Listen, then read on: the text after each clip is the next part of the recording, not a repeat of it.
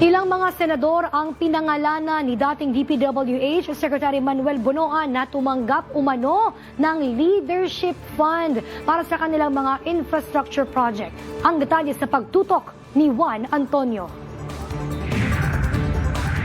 Humarap sa Sandigan Bayan 3rd Division si dating DPWH Secretary Manuel Bonoan para tumestigo laban kay dating Senador Bong Revilla at mga dating opisyal ng Bulacan 1st District Engineering Office. Sinabi ni Bonoan na taong 2024 nang simula ng ahensya ang Leadership Fund na allocated para sa mga senador at kanilang infrastructure projects. Mayroon anyang hindi bababa sa 500 million pesos na alokasyon ang bawat senador habang 1 billion pesos naman para sa committee chairperson ng mga major committee sa Senado. Nasa diskresyon naman ni dating Senate President Juan Miguel Zubiri ang allocation ng pondo. Habang nakatanggap ng 1 billion pesos na leadership fund si Revilla na dating chairperson ng Public Works ng Senado. Nilinaw ni Bonoan na walang mali sa leadership fund.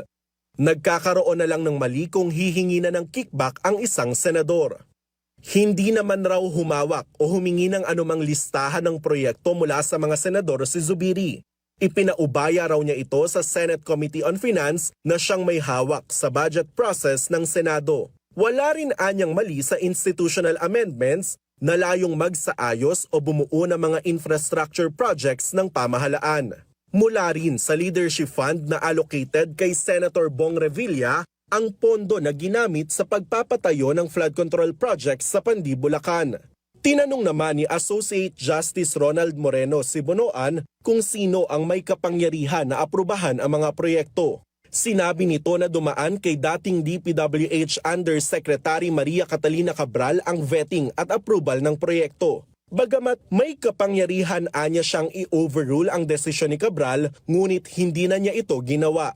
Bukod kay Revilla, nagsumiti rin ang listahan ng infrastructure projects na kukunin sa Leadership Fund si dating Undersecretary Roberto Bernardo para kina Senador Robin Padilla at Senador Bongo. Sinabi rin ni Bonoan na walang sinusundang format ang paghingi ng pondo ng mga senador sa DPWH. Wala rin anyang pinipirmahang dokumento ang mga senador na magpapatunay na sila talaga ang humiling sa alokasyon ng pondo. Receiving office na raw ng DPWH ang nagva-validate ng mga sulat mula sa mga senador.